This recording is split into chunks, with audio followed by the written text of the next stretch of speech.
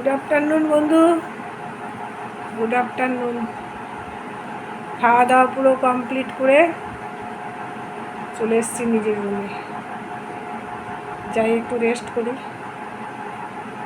বয়স্কদের একটু সময় মতো খাওয়া দাওয়া করে, প্রত্যেকটা মানুষদেরই বলছি একটু রেস্ট করা উচিত দুপুরবেলা, তাই তো বন্ধু?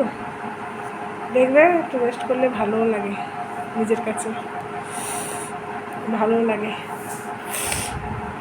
তখন মনে হয় একটু 1 ঘন্টা মিনিমাম রেস্ট করি, আবার সেই বেলা বিকেল 4টের সময় দেখা যাবে, তাই তো? এখন বাজে প্রায় মোটামুটি 2টো বেজেই গেছে। 4টে না হয় 1-1.5 ঘন্টা রেস্ট করি।